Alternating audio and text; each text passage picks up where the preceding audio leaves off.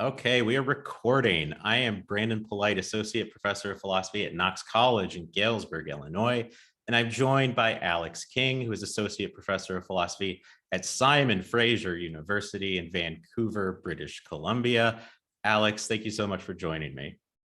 Thanks for having me. I'm looking forward to it.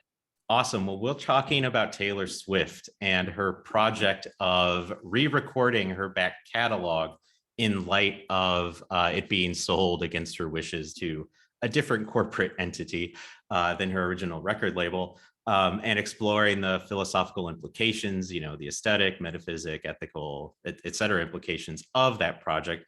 And so I want to talk to you about aesthetic appreciation. And this is something I've talked to a few people about, and it's come up actually in most of these conversations. But I want to dig into that more with you. And so I guess I'll just start with the very basic question, and we can go from there, of how should we appreciate Taylor Swift's re-recordings as new aesthetic objects distinct from the originals? Yeah, cool. So I think when we talk about appreciation, there's a bunch of like very general issues. So, zooming out even from like Taylor Swift albums, the originals and the re-recordings in this case, there's a lot of questions about, generally speaking, how should facts that we're aware of, or including things that we know about the artist, or things that we know about the context in which the art was created, or like any facts, historical, personal, whatever, how should those facts affect our experience of the artwork itself? So this comes up all the time, right? Like, how should the fact that, like, I know that this painting was produced by someone who was like a terrible person, should that affect my experience of the painting? Should that only affect my experience of the painting if the painting itself is like endorsing or seems to be hinting at the kind of immoralities that the person is known for or whatever, right? But it also happens even in like really kind of like simpler cases. So if they've done all these studies with wine, and like if you blindfold people and you're like, hey, can you distinguish these kinds of wines? Many of them can't. And you're like, okay, tell me what you taste. Tell me they just solicit kind of approximate tasting notes. And the tasting notes will vary based on what you tell the people. So if you're like, now this is a red wine, now this is a red wine from the Napa region, now this is a white from, Chardonnay, or what, it's like all different kinds of things, and people will respond really differently. And they'll do this with price also. If you say like, this is, you switch the labels on bottles of wine, you're like, oh, this is like a $50 bottle, this is a $5 bottle, people will taste differently in pretty patterned ways. And so some people are like, oh, this is like they just go like, well, then like wine tasting is total BS, right? There's a way of thinking like, actually, facts do inform how we experience things, right? If I like, Hume famously said, like, anyone can relish a fine brushstroke when pointed out to them, right? And so you might really, what you're maybe doing in these kinds of cases, like pointing out salient features for people to recognize. And what you say when you're like, this is a $50 bottle of wine and this is a $5 wine, is like, pay attention to your experience in this case. You don't really have to pay attention to your experience in this case, but pay attention to it in this case. And what do you notice? Yeah. And I was trying not to laugh there because that reminds me of my favorite Saturday Night Live sketches, or one of them, which is, do you remember like early 90s, there'd be all these commercials like they swap out someone's coffee, right? And it's like, this is really Folgers Crystals, like Colombian roast. And then like, oh, this is delightful, right? Yeah, totally. Yeah, there's an SNL sketch where it's Chris Farley and he's the one that's been duped in that way, and he just loses it and starts like fighting people. But yeah, I mean, the basic idea there, right, is that facts inform our perceptions, right? And you know, you're talking about cognitive penetration of perception by belief, right? And so our beliefs about the aesthetic object inform how we perceive it, how we experience it. And, you know, there's a question of to what extent should it, right? And so, you know, if you're a formalist, for example, those external factors, you know, about who the author is, when it occurs in their oeuvre, or, you know, the historical period in which it was produced, or any of those facts need to be entirely cut out from the experience. And you just need to appreciate the objects as it is independently of all of that stuff. Right. It's, you know, like a really perfect forgeries and their originals are just as formally valuable as each other. Yeah, because it doesn't matter, right? A copy and original, forgery and original, they give you the same sort of experience visually, or you know, whatever, right? If you're talking about wine, you know, the olfactory experience or the gustatory experience, right? That's all that matters, right? And yeah, unless you're a really hardcore formalist, you're just not going to buy that. Then the question becomes, well, which facts about the object are aesthetically relevant? And is there a way to limit that? And do you have thoughts on whether that thing can be limited, or is just like anything goes, any facts could be salient? Yeah, it's a great question. I don't myself have strong views. I'm inclined in general to be pretty permissive about these kinds of things. Like, I'm pretty permissive about like the what is art question. I'm like, I don't know, let anything be, you know, let 1,000 flowers bloom, 1,000 paintings bloom, or whatever. So yeah, I'm inclined to say, like, there's a long tradition of intentionalism where the artist's intent is like a really important factor in how we interpret and how we experience the art. That seems fair to me. Also, like, historical context seems really important. Socioeconomic context seems really important. That's particularly apparent in the Taylor Swift case, right? And, you know, like, personal facts about the author's or the artist's life, like, those might be also pretty important. I mean, the kinds of things, I guess, that seem like they're less important for, if I want to draw a line, I want to draw it. Facts about me shouldn't be important to interpreting the work, right? Like, if I listened to a particular Taylor Swift song during a really like formative breakup that I had, or something like that, that doesn't inform my interpretation of the work, although it might very well. It's inevitably going to color how I experience it, but it's sort of like not part of the, as you said, like, it's, I don't even want to say like it shouldn't inform my experience of it, right? It's just not part of the kind of relevant artistic aesthetic features of the thing that in that sense inform it. Yeah, if you're evaluating it in terms of its merits, then definitely it seems like your personal connection with it is irrelevant to a large degree, but it very much is going to inform your experience of it, right? That you can't hear it without a tinge of regret, or a sense of relief, right? That, oh, I'm glad that's over. Yeah, absolutely. Or I think with a lot of, you know, like, diehard Swifties, like, there's just a lot of nostalgia wrapped up with it, right? Like, personal nostalgia. It might not have been like a particular breakup or, you know, something formative like that, but there are going to be a lot of different, like, oh, you know, I hear this and I remember being on this road trip with my friends, or like, I remember going to this particular cafe all the time, or, you know, just random things from your life. Like, I have like a vivid memory of cleaning my bathroom while listening to this, or something like that, right? Those are just all kinds of like personal nostalgic connotations that those things can have.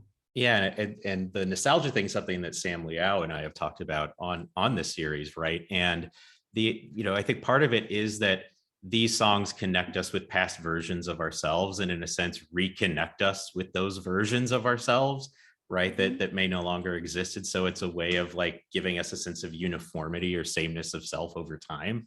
I think is something really interesting there. And I think that's a good place to pivot to the Taylor Swift case, because here is, the new version of Taylor Swift as, a 30-year-old woman now re-recording songs that she wrote and originally recorded when she was a teenager, in the case of Fearless. And I think her first 3 albums were when she was a teenager.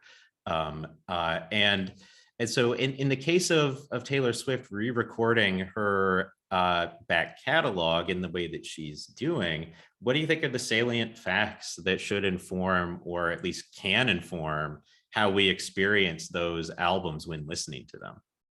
Yeah, I think there's a lot in this particular case. This case is so interesting in so many ways, many of which you've been exploring in the series.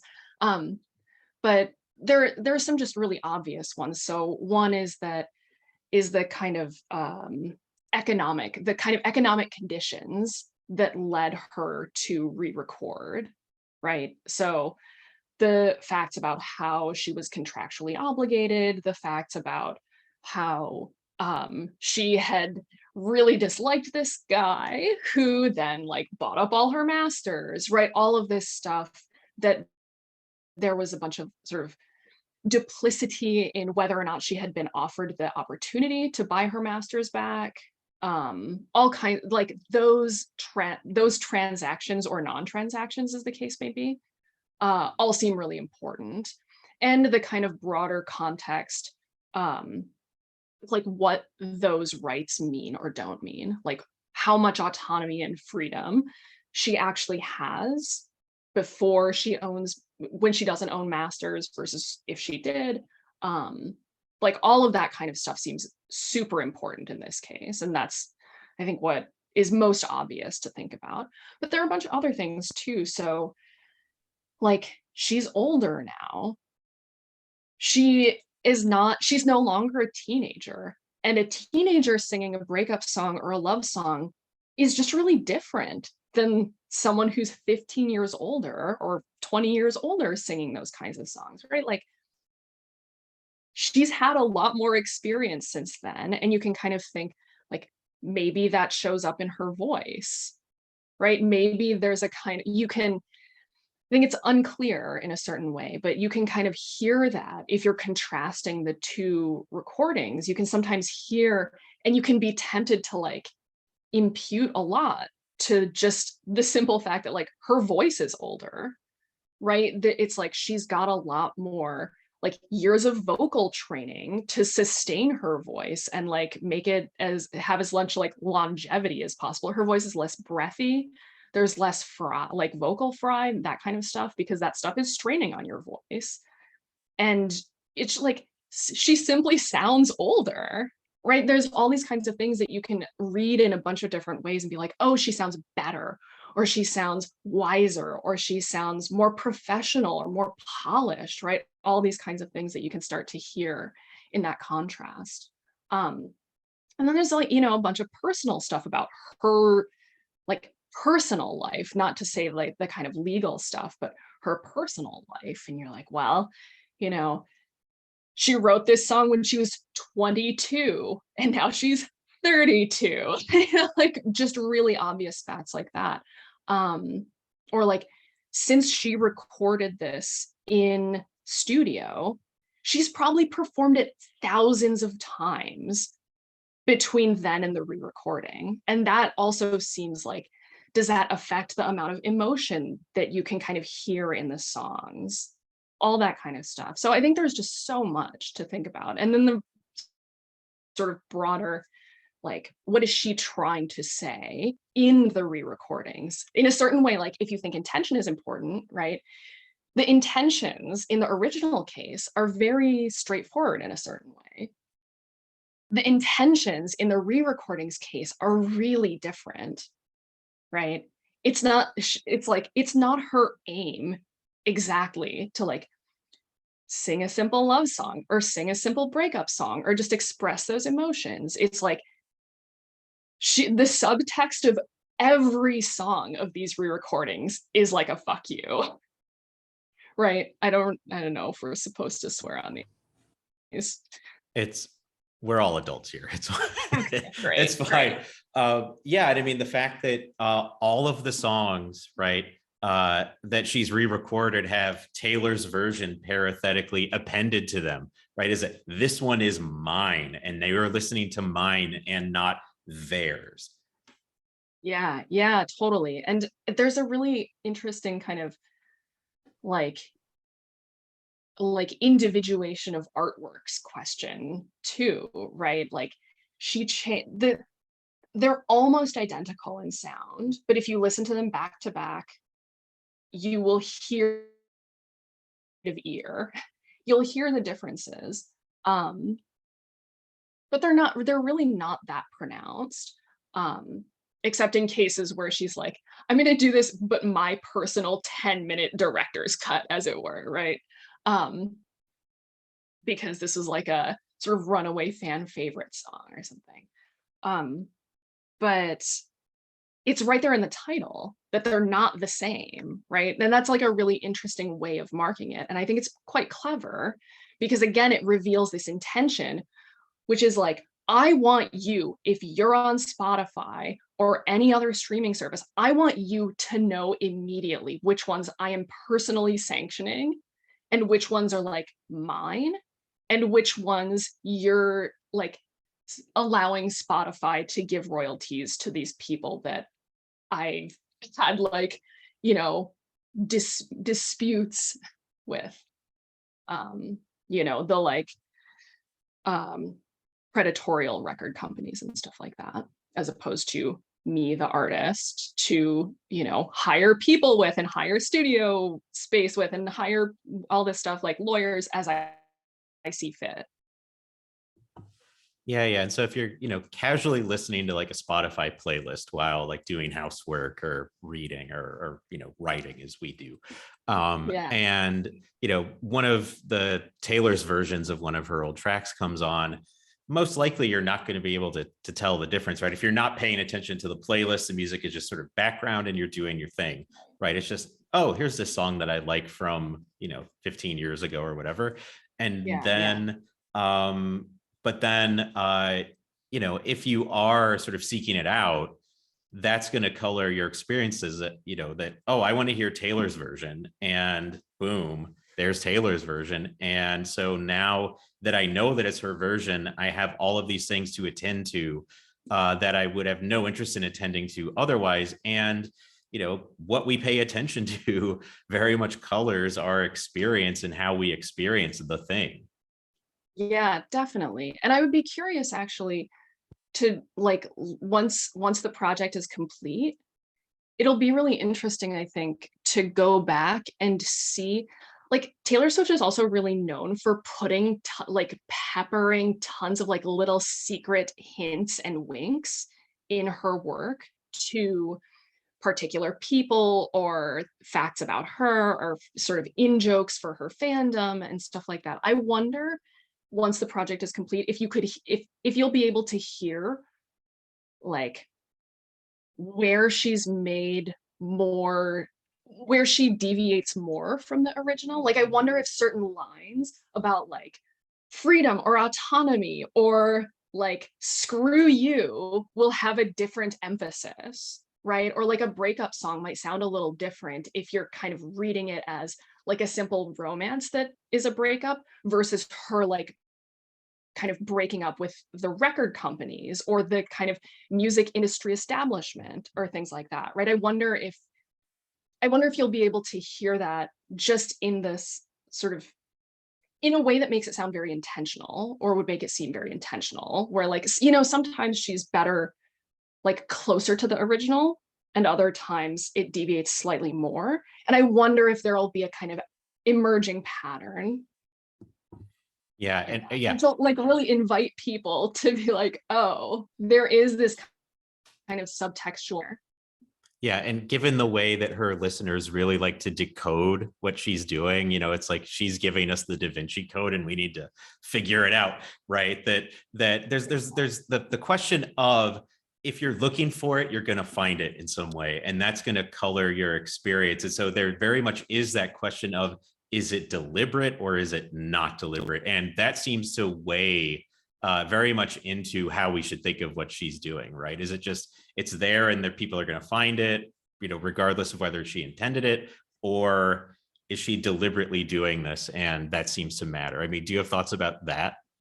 Yeah, definitely. I think that Taylor Swift is actually one of the most fun artists to have this kind of discussion with, because she has very much a history of like putting in Easter eggs for people.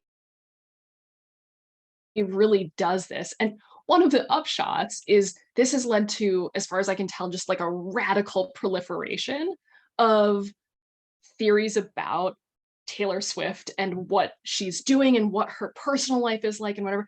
I just learned that there's like a whole fandom that's like Taylor Swift is queer and like interprets, pulls out threads and Easter eggs from here and there to be like, oh, this is like how she reveals that she had a relationship with this woman or something like that. Or like there's all these different things like that. And in a certain way, one of the things I think is fun about her in particular is she weaves in a lot of this stuff. And it's like both economically just incredibly smart, like it creates devoted fandoms, and like really builds her personal brand. But it also just like is a really playful and engaging way to like create works. And it kind of it makes this like feedback between her creations and the fan reaction or fan reception. Like I learned also recently that she's in the re-recordings, she's done the sort of straight re-recordings, but then she's added some stuff in addition, like the 10-minute version of All Too Well, for example. But even other things where fans were like, oh, she did this thing, maybe she'll give us this on the extended version re-recording. And so like I heard an interview with her where she was like, I read that, like some Tumblr comment or something, and I was like, that's a great idea. I definitely will do that. So there really is this kind of interactive sensibility. And so I think that she invites that kind of like sort of complicated, like, come on, dig through, see what you can find. Some of it I will have intended.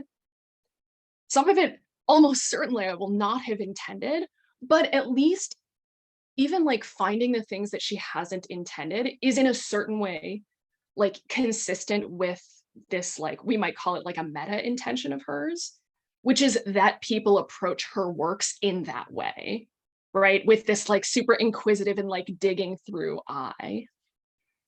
Yeah, and I wonder how much that connects to like conspiracy theories in a sense, right? That like the queer reading, right, may have some basis in reality, but it may not. And yet there's sort of like this conspiratorial thing, like, ooh, she says this and she says this. It's like, oh, Q is going to drop another bit of information, and now it's time to go to Dallas because JFK is coming, Yeah. right? Yeah, totally. Yeah, I mean, I think in her case, this is another thing that's, as far as I can tell, just gone very well. Like she inspires a lot of loyalty and like warmth from her fans. And so even to the extent that these kind of verge on the conspiratorial, they're never mean-spirited. Or I mean, I'm sure that there are ones that are mean-spirited, but it's like the ones that come from her fans just are so rarely mean-spirited. They're like the people who have these like queer theories, they're not saying that because they're like trying to out her because they think that that's a bad thing. It's because they think she's such an ally, right? And like, how could she be such an ally without like sort of being hinting that she's queer on some level, right? Like, it's never meant in this kind of malicious way. It's this like kind of, we want Taylor to be like us, and we want her to be like the best version we can imagine of her. And that's what drives the kind of almost conspiratorial thinking. Whereas the conspiracy theories are like not so positive. Yeah, that's true. Right. Yeah. In a sense, it's sort of a game that they're playing, right, with one another, where she's Yeah. sort of, in a sense, helping to set up the rules, some of the boundary conditions, Right. and then they're sort of running within that. And so she's very much a beneficiary of sort of the love and attention that she's getting, and that she's further seems to be giving back to her fans. Totally, totally. Yeah, it's great. It's like as I said, I'm not a Swiftie myself, but I just love I love this fandom. It seems like such a delightful and engaged and curious and like not mean-spirited, it just seems like such a lovely community people have constructed. Yeah, unless you get on their bad side, and then they Yes, will come unless there's after a you. feud and then the loyalty will come out with claws, as loyalties often do. Yeah. Yeah, and so as we were talking about earlier, right, how we appreciate these things can very much be affected by our beliefs about it and sort of the facts relevant to it. And you want to be permissive with respect to the facts that we allow in, and I think that's the exact right approach. I don't think there's really a strong way to limit what gets let in and what gets kept out. um, and so, do you think the sort of the theme of independence seems to be a big one? The theme of expressing her autonomy because she doesn't have control over her back catalog and the masters with respect to the masters there, which are the relevant legal entity that Right. she can't license on her own, and so she's going to produce her own versions of those masters, which she's legally allowed to do. If I could talk, that would be good. And do you think that do you think that the theme of independence could, as sort of your knowledge or our knowledge that these are new works produced, as a way of expressing something like contempt for, the who bought her catalog and expression of her own autonomy? Do you think that song, where is that relevant when listening to Taylor's versions, right? Is it relevant to those songs where independence is a theme, right, and then it's just sort of amplifies it, or does it affect other songs where breakup songs, as you mentioned, that could be very relevant? It gets this sort of meta level. But are there other songs where you think it could play a role, or do you think it's less relevant in those? Yeah. So I think I hadn't thought about this before, but one of the things I think of now that you're like asking this question is there's a certain way in which, like I was saying earlier, I think there's a certain way in which all of the new versions, all of the parentheses Taylor's versions um have a kind of implied subtext of like, screw you for getting me into this like situation when I was vulnerable and didn't know what I was doing and didn't have a good lawyer and was like 15 years old. um but it also, I think, creates a kind of, it makes you interpret the originals differently than you might have otherwise, actually. Because now it's like you hear them, and part of what you hear, because she's made it so front of mind, right, is you hear a 15-year-old who's being exploited, right? Like you hear her like having all these like teenage emotions and like ups and downs and all this stuff, but you also hear someone, like you're like, this person singing this track is under duress economically, right? Is like, is like out of control, is like lacking a bunch of control. And that's a feature that you sort of wouldn't have heard really, or you wouldn't have been thinking about. But because she's done the re-recordings, and now you have just such a strong contrast case, right? It like in a certain way, it forces, like if you're on Spotify or whatever, and you want to listen to one of the songs that's been re-recorded, you are forced into a like moral choice of a kind, right? You're like forced to decide in a way that you weren't forced to decide before the re-recordings. And so that's what I mean by like, it adds a layer of interpretation and choice and whatever to what's going on there. So it's like, you have a choice. Are you going to be like an economic ally or not? And, you know, maybe if you listened to the original version 1,000 times when you were going through this formative experience, you're like, I just want the original version because that's like so nostalgically and personally meaningful to me. You know, maybe I'll sort of like morally compensate by just like going and buying a like Taylor Swift t-shirt or something like that, right?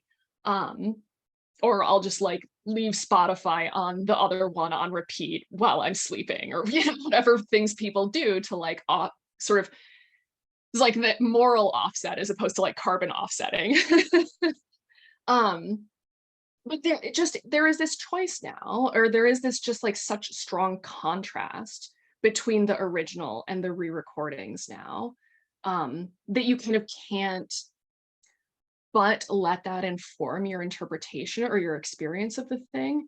But like, even like if you're an informed person and you choose the original version, even if that was really personally important to you, surely you can't help but feel a kind of like, man, I sort of wish that I could go with the new version because I really love Taylor Swift and I really want her to get hers, you know, like get I want to support her, and I know that this act doesn't support her.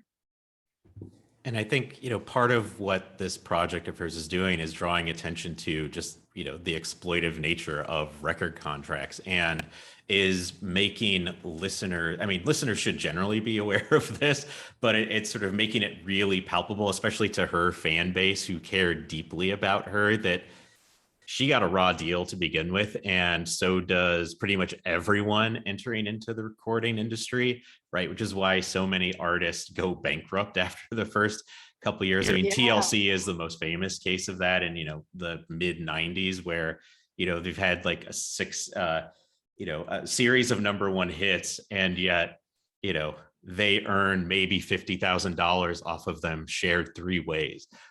Right? Yeah. Yeah, totally. Yeah, it's thinking of these cases,